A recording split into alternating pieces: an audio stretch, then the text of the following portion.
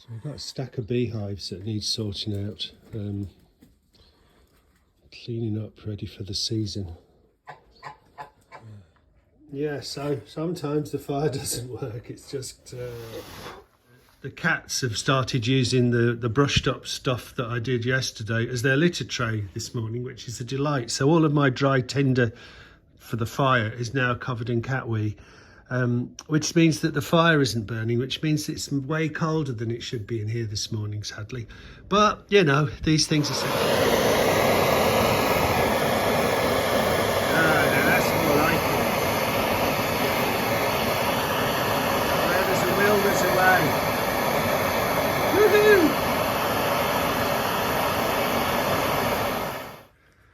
So what we've got here is this box is a brood box. Basically these frames go into the box.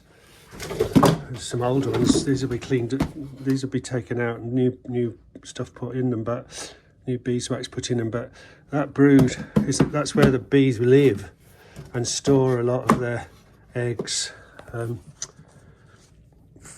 then on top of that we'll have a super, which is the smaller box, which is where the honey goes.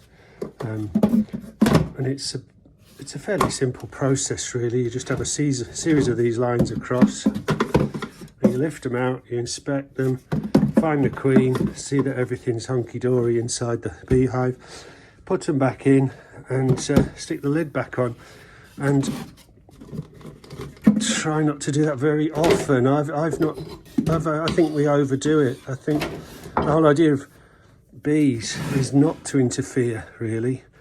And I guess the Victorians got us thinking that we had to keep bees. Bees keep themselves.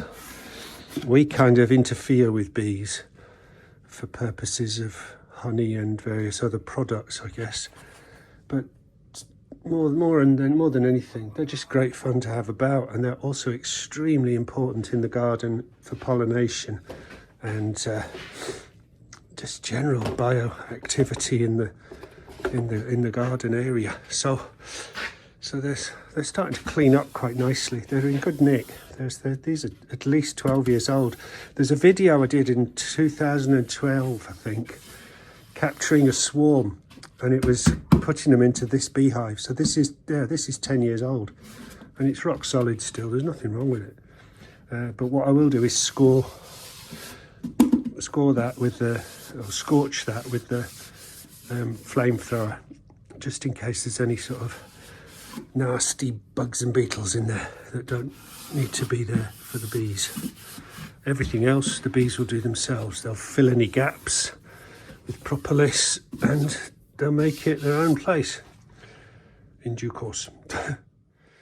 So here you go. This is the bit that goes on the top. So that's where the honey is produced, in that bit. There's a piece between that and that, which stops the queen climbing up in through there and into here and laying eggs in the honey, which means the honey's easier to keep clean. And then you lift that off and you scrape the honey out, or you leave it there for the bees. My mistake last year, and one of the reasons why this hive's empty, is that I took too much honey too late in the season, and the result was that they had nothing to eat, so you killed them. Even though I was feeding them, just didn't give them enough food. Lesson learned.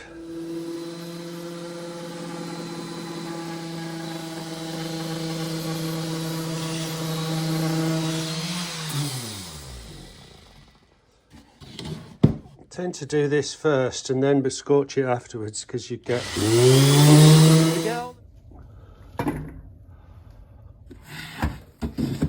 So I was thinking as I was cleaning this off, this is a lot older than 10 years, because I got these boxes from an old lady that lived in Halifax, who was in her 80s, and she decided she was going to give up. So these are, I guess these might be 50 or 60 years old. I don't know, but the wood is lovely. It's really, really dense.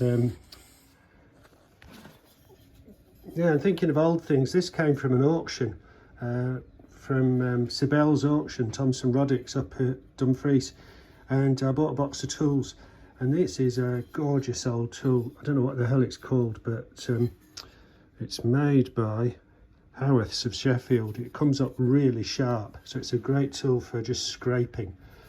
And yeah, if you've got any ideas of what it's called, that would be useful, but it doesn't really matter. It's a good scraper. Anyway, there we are.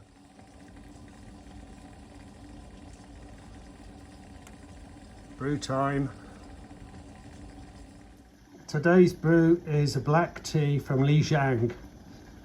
It's from a tree that was 1,000 years old, I was told, and it's been picked ever since. So this is the tea. I did a diddy bit. It's probably too much there. That'll make about 20 pots. And if you have 7 cups of tea, apparently in a row, you reach enlightenment. So I'm 1/7 of the way to enlightenment.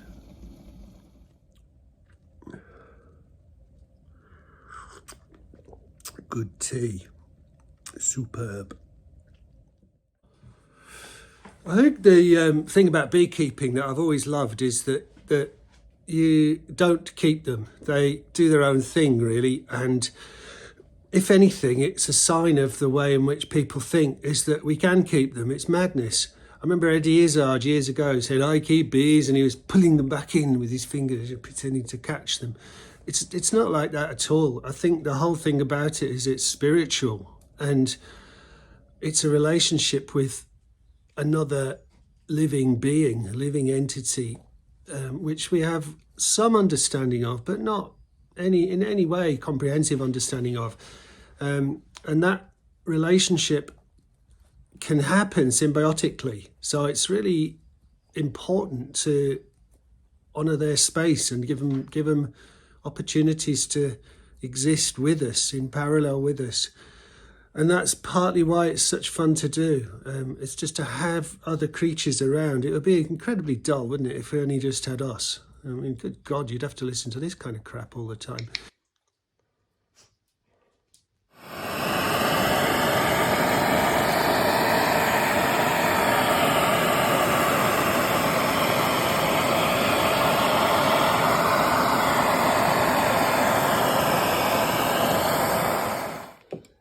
Roll some paint on.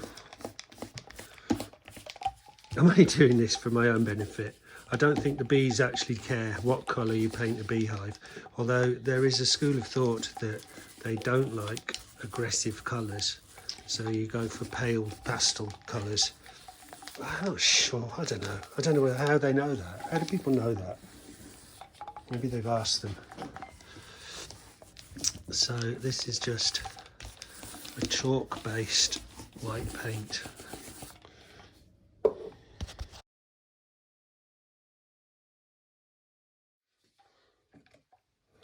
There's one thing to mention is that you don't want to put paint on beehives which are which is petrochemical based. So you want to have something that's natural paint. So this is a chalk based paint, because it's important that you don't introduce into the hive any kind of unnatural materials.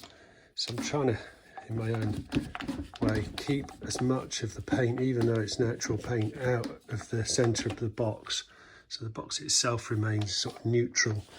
The bees will cover it in propolis, so they'll actually load all this up with propolis, all these corners, and they'll probably put a coat of propolis all the way around the inside, which is what we were burning off earlier on, or scorching off. That means that they've got their own, effectively their own environment in which they can inhabit. God, I've made a mess here. That'll do us. I mean, that's all it's for. It's just it's aesthetics as much as anything. But it just protects the wood, I suppose. To be quite well done, Bert. You're in a problem. I'm kind of amused by the absurdity of this. You know, at the beginning of the at the season, you get the Queen sitting down with the drones saying, oh, what colours shall we paint the hive this season, you know, for a spring clean. And they get the charts out, the little bee charts of colours and the little bee paintbrushes, and they find out what they need from the shops, and they go to the shops, they buy the paint, they do all of that stuff, and then they come back and they decorate, and they're happy that that's ready for the year. I don't think so. I think 90%, 100% of what I'm doing here is completely irrelevant to beekeeping. But there's kind of a nice aesthetic in just doing it and getting it clean and ready for the year. And the one thing of anything that I've done that's important is to scorch the internal frame structure, because any residual illnesses from the previous seasons can be eradicated through the heat. Everything else is kind of a waste of time.